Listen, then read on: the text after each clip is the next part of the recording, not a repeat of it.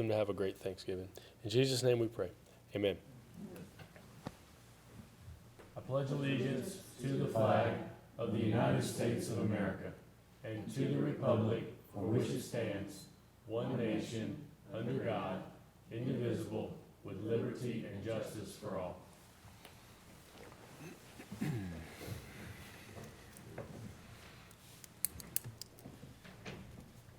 Approval of agenda, and we did add 11C, playground fence discussion. So is there a motion to approve the amended agenda? Motion to approve amended agenda. We have a motion. Is there a second? Second. There's a motion and a second. Any discussion? Hearing none, Ms. Johnson, will you call the roll, please? Commissioner Lucas? Aye. Vice Mayor Anderson? Aye. Commissioner Butler? Aye. Commissioner Dawson? Aye. Mayor Rainey? Aye. Public hearings, there are none tonight. Citizens' comments, Ms. Johnson? Mr. Wayne Hall? Mr. Hall? If you'll tell us your name and your address, please. Wayne Hall, 1053 Braden Drive, And you have- Fairview, and you have- 37062. And you have 3 minutes. Thank you, ma'am. You're welcome. Well, hopefully I'm beating y'all to the punch tonight, but I'm here to thank these gentlemen here. I know them very well. I see them about 3 days a week. Ginger Seeds Gallery is a Fairview business. J.D. Moore is the owner. Parker Wall is the one I really look up to. And Facundo Ibanez, right? Okay. But he has other workers. They all do a good job. They come in and buy quality products where I work. Nothing too meaning to me. It means to the corporation that I work for. But I want to thank them for the job they've done. I knew it would be a good job when I walked in this and saw it tonight. And I just want to thank them for the job they've done. I want to thank the board for approving it. I want to thank the staff, the city manager for working with them. They're good boys. They're craftsmen. That's beginning to be a dying phase. I was in the refinishing business for years myself. It's beginning to just wave on by, but I'm thankful for these boys here. They're good boys. Thank you for your support for them. Thank you, sir. Thank you, guys. It's beautiful. I'm very impressed. It is beautiful. We need coasters. I don't want to put my bottle on the on our house. Whoopsie. I moved that. I moved my bottle and dried it off. Ms. Johnson, anyone else? Public announcements, awards, and recognitions, city events. Richard, is that going to be you? Yes, ma'am. It's just a reminder that the Holiday Wonders at Bowie Park starts up next Friday, which is Black Friday, November the 26th. And it'll be going every Thursday through Sunday from 6 p.m. until 10 p.m., all the way until January the 9th. We encourage everyone to purchase their tickets online just to help with traffic flow, and they can get in and out a little bit quicker. And then also on December the 4th, which is a Saturday, we'll be having our tree lighting event here at City Hall. We'll be having multiple food vendors, craft vendors, and then a petting zoo, and also the high school band will be playing at the event. And then the chamber will also have the tinsel tree trail as well. That's all I have, Mayor. And what time does the tree lighting take The place? tree lighting event starts at 2 o'clock, and the tree lighting itself is at 5 p.m. Okay. Can I ask a question? Ma'am. Okay, so when you buy a ticket, is it for a certain night, or you just buy a ticket and you come whenever? You can come whenever. Okay. Anything else?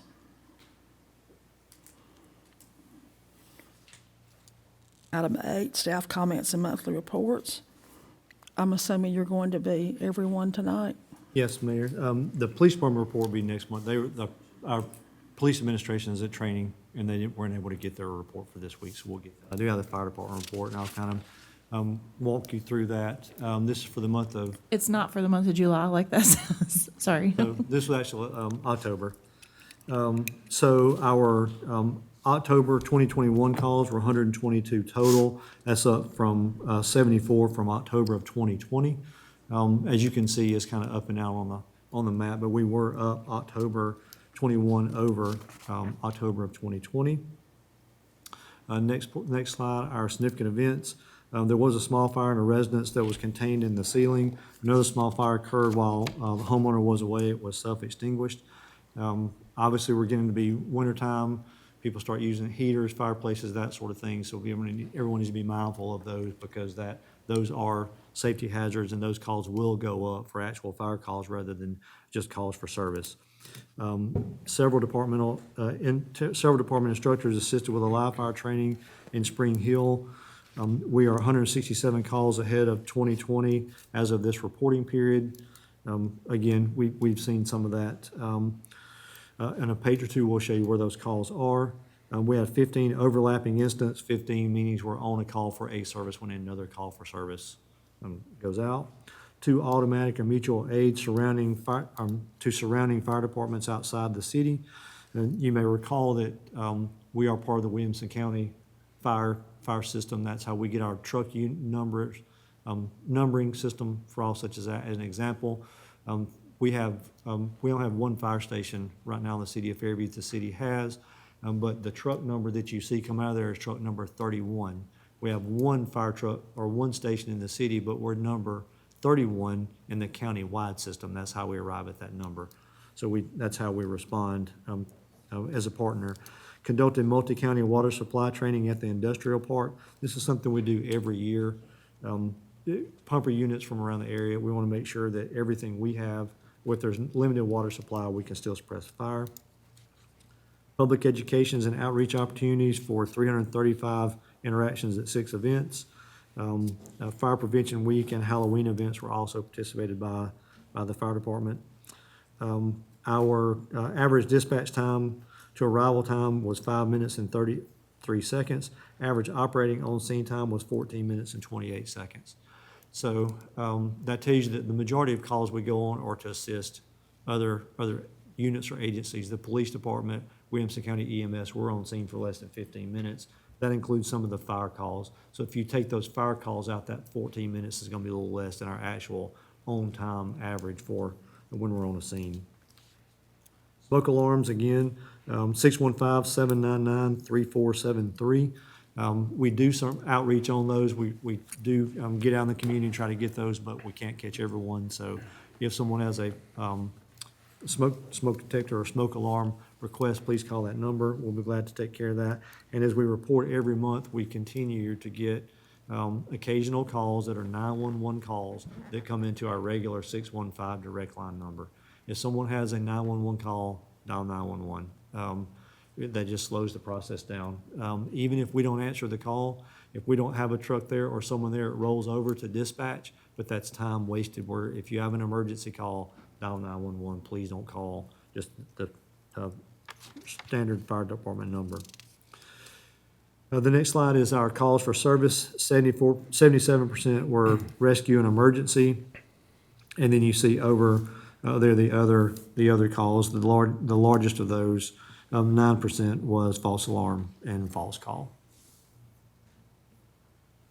The next page shows you, this is what they call the heat map. Everything in red is where the majority of your calls are. The larger red area is a larger number of calls. Obviously, we have a couple of central areas. The center part of town, obviously, is our largest heat area. 96 and 40 out near the truck stops and the interstate are the second area. We know as we get into some capital work that we're doing that a fire station on Highway 96 is needed to help us alleviate some of those calls for service out there, and that's our next growth area that we'll be proposing for the fire department. So those plans are already in the works, but those are our heat areas, our hot areas, or calls for service. And then the next slide you have is just some photos of some training. Kyle Jones there on the bottom right, I'm not sure what he's holding, but it appears to be alive. It's a bird. Let me try my other glasses and see. It is a bird. So that is a bird that he's down there, so. The next page is our training hours, 596 October training hours. And then the last page is just a series of photos from some of our own scene and training events. So I'd be glad to answer any fire department related questions I can. If not, if you'll get those to me, I'll be glad to get that to the fire department, have them get that back out to you. One question. Do our numbers include the Williams County EMS ambulance?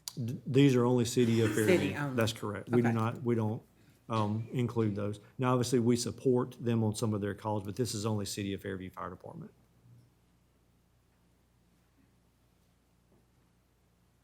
I hope Well, okay. So if an ambulance is called, Williamson County EMS, it is not But- City of Fairview. we would support them in a certain situation, maybe? Like a car wreck or something, but not Certain. like a health related? That would just be the ambulance, right? No, it could be health related as well. If it's a medical call, if we have the ability to go, we'll typically trail them on those calls and see if we can offer some assistance.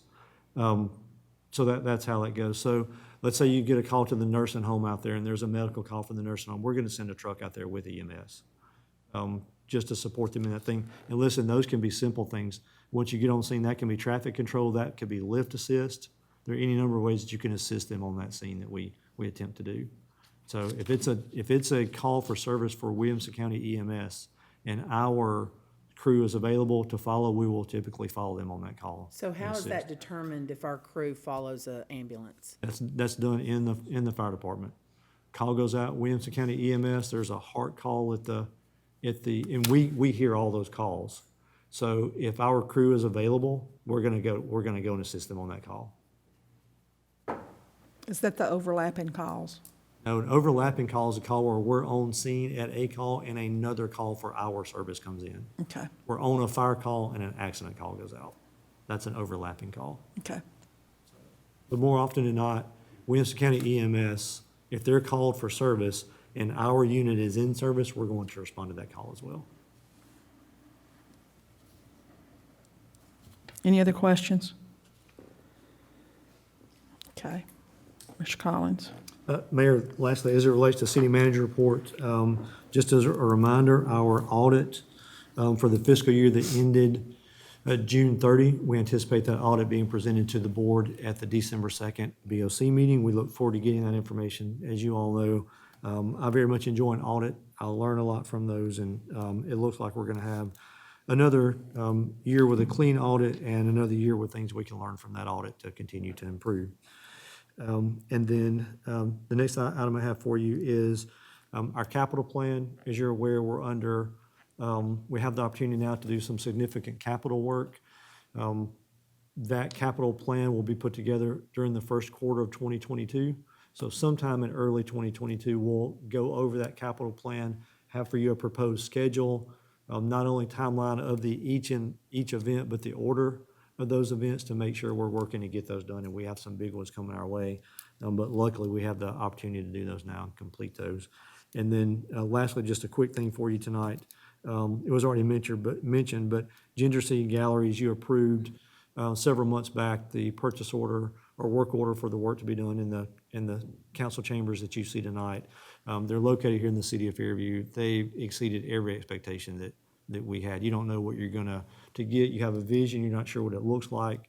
But not only is it helpful to have someone local to come in and be able to do that work, but someone who's local and put the time in just to make sure that every detail is covered. And those guys didn't miss anything. They, from start to finish, from the time we called them to the time they left 2 days ago, have really been just a great partner to work with, and we're glad that they're here with us.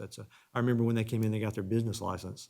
A couple of years ago, I don't mind saying, they came in the door and said, I need to get a business license, and told me what they're going to do, and I said, man, I hope those guys make it. And to see that work, not only hoping that they make it, but to see what they've made here, this is a really nice advertisement for not just them, but for all the businesses in Fairview who always are coming through to do those things and put that effort. So people think because Fairview's small, it's kind of on its own, that you don't have those kind of talents. And I would challenge anyone to walk through this door, look at this room, and tell us that Fairview doesn't have those talents to do the things that we need as a community. So nice to have them here.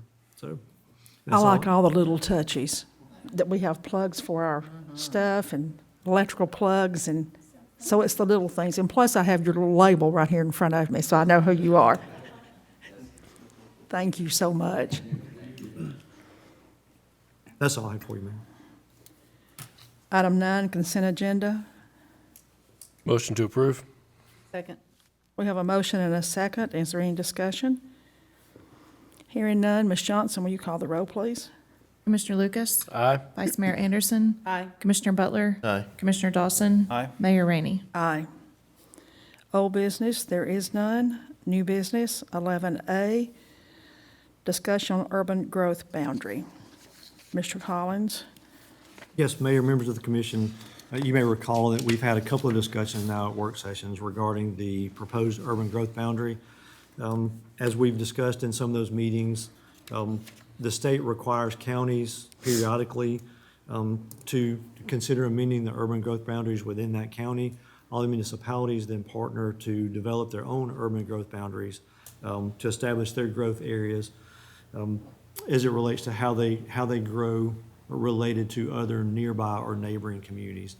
We're in a little bit of a different situation in that we don't have another municipality in Williamson County adjacent to us. However, we are required to consider our own urban growth boundary and plan for that. So we've had that discussion in a couple of work sessions. It's time that we kind of open that up to the public and make sure the public understands the impact of what we're doing, why we're doing it, and the vision for this.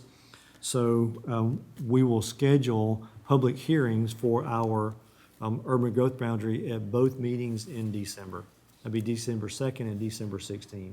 On the agenda, we'll have a public hearing for both. We'll advertise that out, make sure everyone kind of understands what that is, get on social media, website, all of our outlets, and hopefully get some participation so the community can have some say and certainly an understanding of where we propose to grow and how we think that will be beneficial to the city.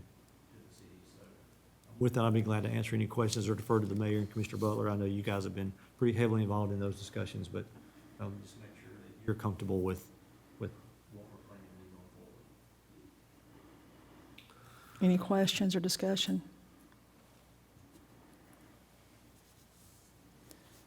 11B, discussion on residential zoning classifications. Mr. Collins? Yes, Mayor, Commissioners as well. As you recall, we've been working for some time to rewrite our residential zoning. It's been in need of a rewrite for quite some time, but obviously our growth recently and proposed growth that we have before us has really kind of pushed that schedule up some. We have a couple of work sessions scheduled with the Planning Commission. The next one is at 5:45 before the Planning Commission meeting in December. We'll be going over some of the items that we need to consider. Open space will be a discussion that's of importance to us, but there are several things to consider on our zoning, residential changes. So I would hope that all of you will be able to attend that work session. Any member of the public who can attend that as well. That will be Tuesday, December 14th at 5:45. That will be the initial discussion for how we arrive. Our goal is to have the residential zoning presented to you in its new form in January, get those zoning classifications changed, and get our comprehensive plan on the table for formal approval. So a lot of work's going on behind the scenes. Now it's time to clean some of that up and go forward. So I think that schedule will hold, and I look forward to having all your participation. Any questions? Item 11C, playground fence discussion. Yes, Mayor, I delivered to each of you a document. I apologize. I left out myself.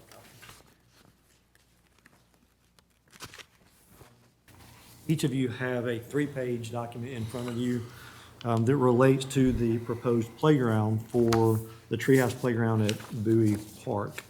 We've been working for some time to figure out how the picket sales and all the other related items with this will take place. So with that, we're at a point we need to make some decisions on this. Obviously, the discussion about the pickets have been fine, but I need to deliver you some information, deliver you a schedule, and then see how you want to proceed with the project. The vendor for the pickets, I was given the information for the vendor that was, has been used regionally. I reached out to that vendor, had a conversation with them, and asked some specific questions about the pickets, the fencing, the process, how does all of this work? Because purchasing pickets is one thing, the fence and the total project is a little broader discussion. So the first thing that I needed to understand was the cost of these pickets, how we would establish these as a fundraising effort and figure out where it goes there. So the item you have in front of you, the page 1, is a photo that they submitted to me of the pickets themselves. Now, you don't have to pick this particular color or this type, but this is what the fencing would propose or look like structurally. So the vendor of this picket of this type, each one of these pickets at our cost, engraved with the name, would be $16. The individual pickets are $10, and there's a $6 engraving charge for each one. So assuming we're selling pickets, then we would do these would be $16. There was some discussion about doing this in electronic format, so citizen A could go onto a site, click on I want to buy a picket, click purchase, enter their information, their name, what have you, and then the third-party vendor would then distribute a portion of that money to the city as a collection and a portion of that money, the cost, to the vendor. We've hit a couple of hiccups with that, and we just need to talk through that. The first is the vendor prefers that any pickets ordered as a part of a project all be ordered at one time. So rather than Ms. Rainey going online and ordering an individual picket and that making it to the vendor one day, and then Mr. Dawson doing it the next day, and then Mr. whoever down the street doing it again, they're getting these random orders for these pickets, but they don't have a total project order to understand where they're going with this thing. So on the vendor side, that becomes a little difficult to do, right? For us, we never really established what the donation or price of a picket was going to be. So in talking with the vendor, the discussion was, hey, look, your cost of this, if you go with us, is gonna be $16. You can sell them for $16 if you're just trying to generate funds and encourage people to put their name on a picket. You can do them for $50 if you're trying to keep a portion of the revenue. You can do them for $150, but the higher the price, the fewer you're gonna sell to go about that way. So that was our first discussion that we had as a part of this thing. The second discussion that we had was a part of this thing was the installation, because it's obviously this is an out-of-state vendor, and what we talked about doing was we would have to purchase this fence, however the fence would be. They would have to provide us installation instructions for the whole project, and then we would bid out the installation. The third component of this, which is really where the work comes in on this thing, is page 3 that I've provided you. And this is their estimate, today's dollars, for the fence project itself. When I say fence project itself, pickets, fencing, all posts for all that, and that dollar value is $36,692.83. So there are a couple things to consider with this. First, the $36,000 is $21,000 over the state bid limit. So we wouldn't be able to just select this vendor on vendor merit for the information we have before us. Now, there are a couple things that work within the state bid law. The state bid law does not require you to select the lowest bidder. The state law requires that you bid these projects out, right? So you can put these projects out for bid, you can do these things, you can list your specifications so that they're not specific to only one person. You can't exclude people during a bid, but you can go back and consider expertise, number of deliveries, amounts, numbers of things that they have done, like projects that you can include as preferred for a bid project, right? So what we would need to do, let's say that we're looking at something similar to this. What we would need to do to make sure we're getting the right direction is to go in and bid this project out for this thing, right? That doesn't prevent us from selling pickets, and I'll explain in just a minute how that works. So for the fence project, we will need to go back and identify what the components of the fence project need to be, put those in a bid packet, put that bid out for advertisement, and get those bids back. Now, obviously, when you write that bid, send that out, you can send that to Playground Plastics at wherever, so they're obviously a bidder of that as well. You can send a bid or request to anyone you want to, but it has to be bid if it's over $15,000. So you can go out for bid with specs for the fencing, that's easy. In the meantime, you can sell pickets. If you know you're going to sell the pickets similar to what you see on page 1 and page 2, then you can put these out on the website as a rendering or some other thing to give someone the idea of what they're purchasing and just set a price. If you want to purchase a picket for this fence, it's $40. At that point, what we would do is when the $40, the purchaser goes in, they click enter, they've submitted their credit card or whatever they've done, they submit enter, that $40 goes to the city, right? Submitted into the playground fund, that $40 goes there as it goes from whatever website, then those dollars stay in that fund until such time as to place this order, right? So when we place this order, we would have the list of the number of individual pickets that would be ordered, and we would submit that with the fence order, right? The pickets are $10 each, the engraved pickets are an additional $6. Let's say we sell 100.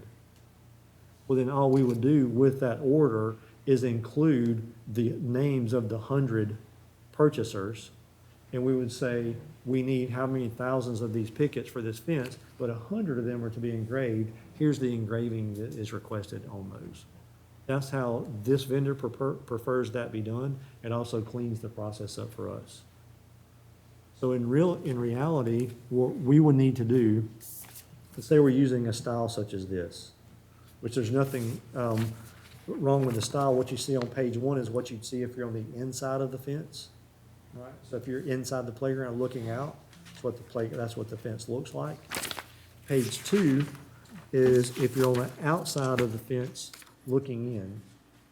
The only thing that I would, if I was going to use this style, I would do the board across the top. I think the open end of the pickets kind of clutters it a little bit, but if you can close those up, I think that helps. It will likely also help with the durability of the fence. If someone's leaning on a picket, you have to move 2 of the borders. So something similar to that where you go through and do that work. And again, we can spec that out in whatever bid package that we need to. And then the third thing I would consider is the color. I don't think these, and you can pick any color that you like, but I don't think these colors would fit with what is proposed for the playground. I think this would clash. So I think you can go back and figure out whatever colors are closest there could be to the playground equipment inside the playground, which obviously this is a manufactured material, it's not wood, so you can identify those.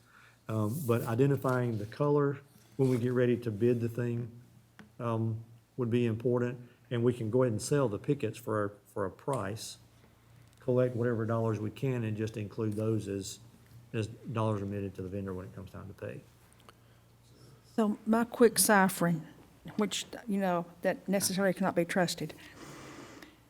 If we're talking about 1,300 pickets? I assume so. Whichever's in this. So at 36,000, that'd be $28.22, and that doesn't include the cost of installation. I'm sorry, slow down for me. $28.22 per picket just to pay for that, to pay for this total, the $36,000, right?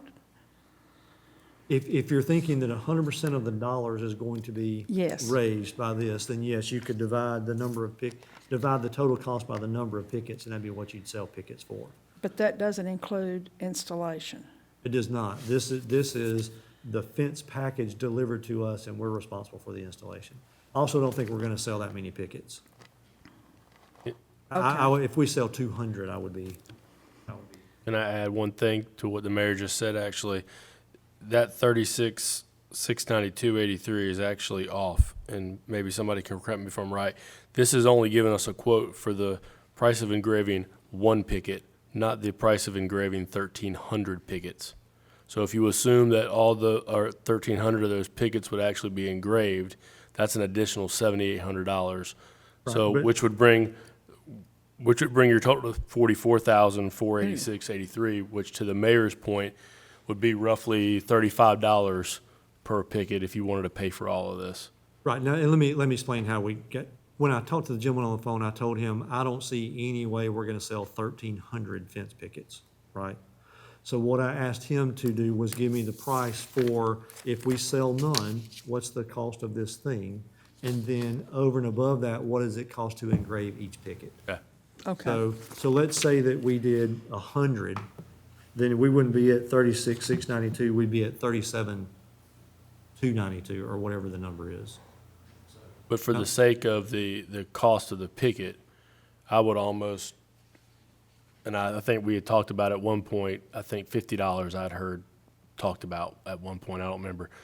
But just assuming that every picket is actually sold, you would need at least $34 per to meet that Okay. cost. Okay, Then, So just keeping in mind when we talked about whether you want to break even or whatever you need, 34 basically breaks even if you sell every picket. And to your point, maybe we would, maybe we wouldn't, I don't know. I don't think we're gonna sell 1,300 pickets at $50 apiece. but I think we need to make sure that whatever the price is, it covers, no matter how many we sell, the picket and installation and shipping. But let me add, so does the routing, the $6 include both sides of that picket? Yes. Okay.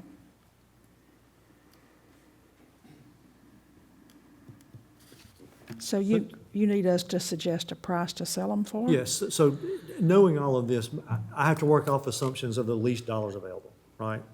So my assumption for this thing is, we're gonna sell 0 pickets, right? From a simple math, how do we make this thing work? My assumption is we're gonna sell 0 pickets, and I'm gonna have to come up with $36,000 in change, plus installation, right? For every picket that we sell, I have to come up with a few dollars incrementally less than this 36,692. But for purposes of this discussion, to just make sure we're there, then we know this is 36,690, 36,6, sorry, I had the wrong glasses, 36,692. Put your other ones on. So with that, we know we'll have to bid this thing out. We can go ahead and sell pickets, whatever funds are generated by that, you just apply that to the cost. If it's 1,300, great. If it's 13, that's okay too. Now, obviously, placing them and doing those things become important, but for purposes of this, I just want the board to understand, we're gonna have to bid this project out. We're over 2 times the bid limit. So we'll spec the thing out, draw it out as best we can, put this thing out for bid, very similar to this. Get the project out for bid so we can identify what that is. We know reasonably, whether it be this vendor or another vendor, if they're at $16 for an engraved picket, let's say we're at 20 somewhere else, whatever the number is. So I think the discussion for the BOC is just, at this point, identify what you, the board, want to attempt to sell these pickets for. However many we get. Budget the project as if we're not getting any, and then figure out how to move forward with that. So, We've got to have a fence anyway. Correct. So So- whether we sell 1 picket or 1,300 or Right. some So number in we're gonna have between, we still have to do the work. So for me, I was budgeting as if we had no revenue come in, and every dollar we get is good for us. so you need us to make a motion as to price? That would be helpful. So I make a motion that we May- sell them for, yes, I'm sorry. Sorry, can I give just one more, just so we have some information? If you go off that 36,692, just for fun, so y'all know the thing, if you sell them for $50, as we had talked about, and you sell 733 pickets, you're even. If you sell them for $100 a piece, you're at 366 pickets, basically to break even. So, to your point, $50 doesn't bother me. I think that's affordable to more people than 100. I don't know if they're That's just my opinion. I So make a motion, we sell them for 50. I second. So we have a motion and a second on the floor. Discussion. I agree. I think the 50's something the playground committee we kind of talked about too, and like that way we can give you direction, get it on the city website, and maybe when we bid it out, we find somebody local who can do it cheaper. We don't have the freight charge or something similar material, which maybe we'll save some. So Any other discussion? Mayor, I agree. I think that's a pretty good price to have your name on there with your family and so forth. I like that. I like that price. I did have a quick question. So total budget that we had to build, I think with the money that was raised, the money that the city is putting forward, we have a little bit extra left over. Is that correct? I'm going to say yes. Obviously, the city has the 600 in. Right. The total playground project was 738. Okay. It's my understanding that there's about $155,000 that has been raised. Right. So, and we were received a check for another $20,000, I think it was, from another donor for the playground. So that $20,000 will go toward this all of those dollars. So let's say we're at 638. Let's say this is another 50 installed. Right. Right? So that's 738 plus 50, 788. So we will take any overage in donations between now and the 29th, the $20,000 that came in, apply those to this project. Okay. To make that go. All those dollars that come in for the project will go to the project. And then we'll go from there. There's gonna be some shortage. The city will have to cover that, just like we will the sidewalk work for everything that outside of that. But we're probably $40,000, the window total from what we're looking at, so. So, I'm sorry, were you done? I'm done. Okay. So, coming from Ohio to here, okay, so we're bidding this out, right, because of the overall cost? Correct. Okay, so the freight from Ohio to here, that's gonna be pretty substantial. So if we had somebody local that could do it, it would save us the freight. So since we're bidding it out, it could be possible that somebody local might. It's possible. Yeah. I'm not proposing that we must use this. I'm just proposing that we must bid this out. So the preference would be that someone local do that, obviously, but you go through the process, is what it is. Now, if this group winds up being the lowest, how we arrive at that, whatever the total is, then they would be lowest. So yes, that's how we go. Obviously, the preference will be that. And if they Closer. use, and then if the freight company could be chosen, yeah, freight Maybe in we it, can say as that. bid, yeah. Here'd be my only risk with Okay. that, right? I think if we get into that issue and something happens during transport, we're in trouble with that thing. Okay. I think if we bid the thing out, they've included let them do the whole transportation. thing. And Okay. listen, it's $800,000. I mean, I think if we get to the point and we bid the thing out and they say freight's gonna be $3,000, we say, no, we can get it done for $2,000. And something happens to these materials between there and here, whoever that vendor is gonna say, sorry, you picked the transportation, that's on you to do. For me, however this would go, I would just encourage us to use that same thing, unless we could get it insured somehow, some way, but that's just another step. The great scheme of things, $3,000 today doesn't sound too bad. I realize it says only good for 1 week for the quote, which is interesting. Just for reference, we sold nearly 400 of the $50 playground signs. So maybe those families have 2 kids, they'll all buy 3. We challenge Fairview, we'll get 1,300. Well, here's the thing, if you want to break down, it's a 30-year picket. That's $1.50 That's a right. year. That's, Okay? Can they pay for it over that 30 years? No, they cannot. We are not a bank. All right, we have a motion and a second on the floor. Is there any other discussion? Hearing none. Ms. Johnson? Mayor Rainey. Aye. Commissioner Lucas. Aye. Commissioner Dawson. aye. Commissioner Butler. Aye. Vice Mayor Anderson. Aye. All in favor. and thank you very much. I know this thing's been kicked around a little bit, but it's just taken some work to figure out what the mechanics of it, so.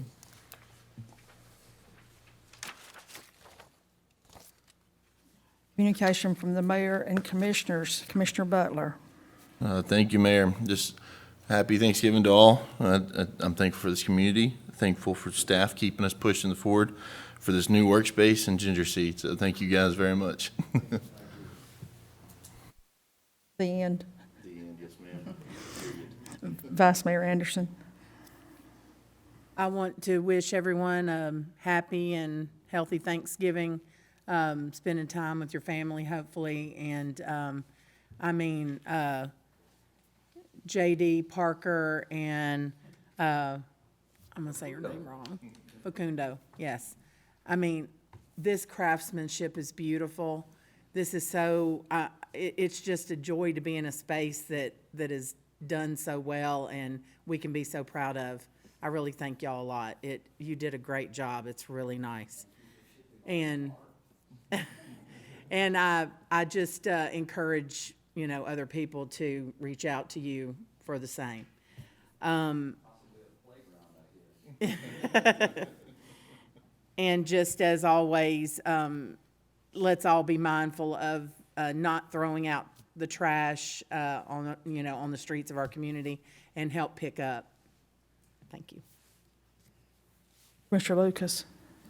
Thank you, Mayor. I too want to say that this podium, I guess, is it a podium, a table? What would this be called? It's our workspace. A what? A what? Dice? A dais? I thought you said a dice. I was like, what in the world? That's a different, apparently so. No, this, yeah. Well, there you go. Now we both know. No, it looks amazing. I love the logo on the front with the LED lights inside of it. That looks just great. And so this just changes the whole look of this room. And so thank you guys very much. Great job. Looks amazing. Also happy Thanksgiving to everyone. I had a long Hallmark movie, Lifetime movie type speech about Thanksgiving I was going to give, but we'll save it for another day. Thank you. But the mayor says thank you. But I love Thanksgiving. It is hands down my favorite holiday. And, we all have an amazing amount to be thankful for. We are a blessed people. And so I encourage us all, including myself, to just take some time over Thanksgiving and just remind ourselves of all the things that we really do have to be thankful for, not only as a community but as a country, and focus on all those positive things and all the blessings that we have in our life. And I think we'd all be better off if we spend a little more time doing that. So happy Thanksgiving. Thank you, Mayor. Thank you. Commissioner Dawson. Thank you, Mayor. Happy Thanksgiving to everybody. We often talk about shopping local and building local, right? Using local builders.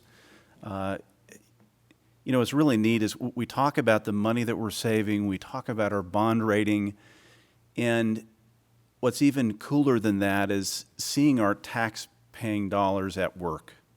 And I think this is a perfect example, how we're using those tax dollars responsibly as we start building roads, as we start dealing with our stormwater, seeing that money that we are saving actually being put into work around here at the city of Fairview. One of the good things about using local builders, we know where they live, right? So, what a beautiful display here, guys. Great job. Thank you so much. Last month was Fire Safety Awareness. If the fire chief was here, he would tell you about frying your turkeys. Remember, fry your turkeys outside, at least 10 feet away from your house. We don't want the firefighters to have to come to your house and pay a visit, for sure. Also wanted to give the Board of Commissioners just a quick heads up. We had our first POPSI meeting on Tuesday. That's the Parks Operational Plan Committee. And it was awesome, just unbelievable, the energy in the room. We held it in the Triangle School. So we had, history all around us, and it was just wonderful. It was a time for us to introduce ourselves to one another and to talk about the future and what our thoughts were on the future for our park system. We're going to be hosting the Friends of Bowie Nature Park and the American Legion, hopefully next meeting. We're sending those invitations out, and we've got a lot of work ahead, and we are just so excited to really focus on our park systems. That's all I have, Mayor. Thank you. Thank you. It's beautiful. I mean, it makes the whole, and as soon as I get over the paint smell trying to kill me, I'll be better. But it is beautiful. Thank you all so much. Also, I want to wish everyone happy Thanksgiving, and I ask that you kind of take a moment and reach out to your neighbors, reach out to people who may not have family. I think today there was another death at the bridge, and it just kind of reminds us during this time of year to think about those people that may not be having family. So with that, I will entertain a motion to adjourn. Motion to adjourn? And we're adjourned. I barely hit the table.